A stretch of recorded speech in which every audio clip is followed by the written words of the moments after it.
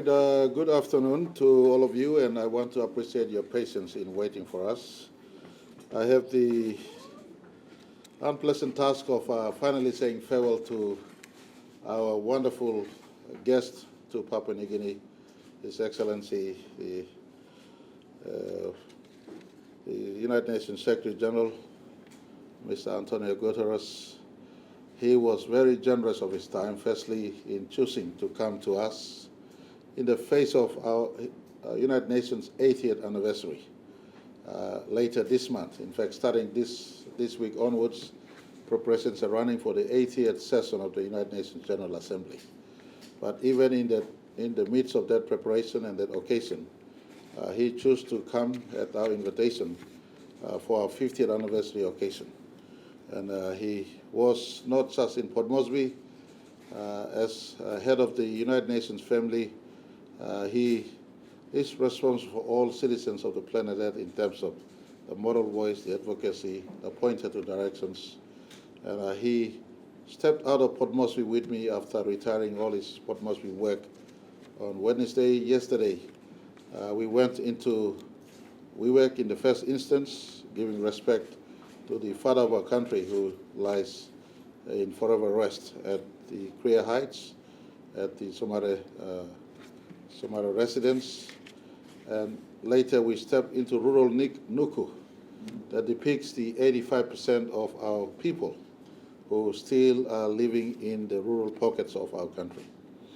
And he was, again, very warm towards our citizens. I saw him breaking protocols, reaching out to our people, shaking hands with mothers, children, elderlies, youths, and simple touch of genuine friendship and warmth in as far as humanity is concerned. And after opening the service center, the district office at Nuku, we returned to WeWork, flew into Mount Hagen, was received warmly by Governor of Western Highlands and his people, and in the evening, His Excellency worked late into the night, meeting various beneficiaries of different UN programs that are running in the Highlands, representing all the programs that UN has running throughout our country. By the way, at Nuku also there were stalls of various UN-led programs in the rural East and West Pacific, especially in economic sector interventions and community-based programs. So clearly in those areas we visit, there were evidence of UN programs being run. Yesterday in Hagen, conversations on socially related violence, conversations on peace building, conversations on maternal health, conversations on women, youths, education. He had the unwavering stamina to sit late into the night himself, and I tell you, makes me as chief public servant of our country feel safe that sometimes we retire early than working late. And so I want to thank you on behalf of my 10 million plus people for you, sir, choosing to come and spend this time with us. You have certainly inspired us to lift our game in as far as working to leave no child behind and no place behind. And I want to place on record our great appreciation and sincere appreciation for your visit, and more importantly, for your anchoring of UN-PNG partnership. Since we first were accepted into the family on 10th of October 1975, since then we have maintained presence. But historically, you're the first SG to visit us at a pivotal moment, and you've certainly entrenched our relationship from Waigani and New York, but more importantly, our subscription to leaving no place and no child behind. Thank you, sir. Please address your people. Ladies and gentlemen of the media, I want, deeply moved, to express my enormous gratitude for the wonderful, I would say outstanding hospitality I enjoyed in Papua New Guinea. Starting by the Prime Minister, that spent 2 entire days enlightening me in different parts of the country about the challenges, but also about the projects for the development of Papua New Guinea.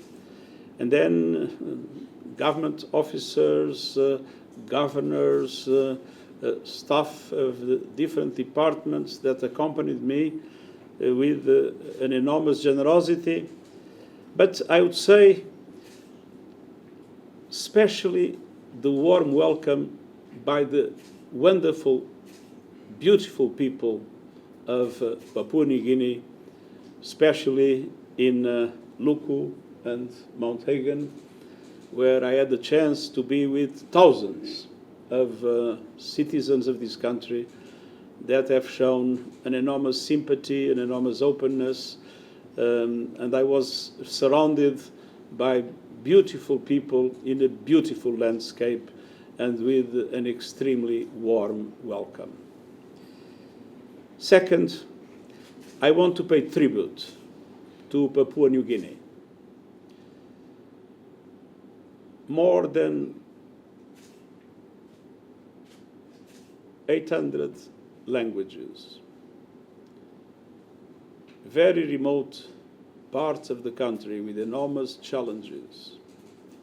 But Papua New Guinea is a country with 50 years of uninterrupted democracy. And I had the opportunity to pay tribute to the father of the country.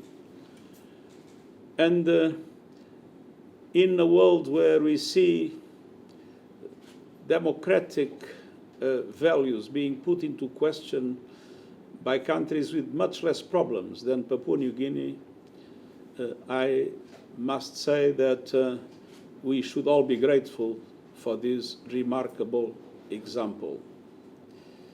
And on the other hand, not only 50 years of democracy, but a permanent attitude of solving the problems of the country in a peaceful way with dialogue among all the interested parties. A remarkable example in today's world, and I want to pay tribute to that and to express my deep admiration. And third, gratitude and solidarity in relation to the role played by Papua New Guinea in today's world, and especially the extraordinary contribution of this country to address the challenges of climate change. Papua New Guinea does not contribute to climate change. Papua New Guinea has a negative emissions record, 2 enormous carbon sinks, the forest, the admirable forest of this country, and the ocean. And I want to express, on behalf of the international community, our deep gratitude for the contribution of Papua New Guinea to the fight against climate change.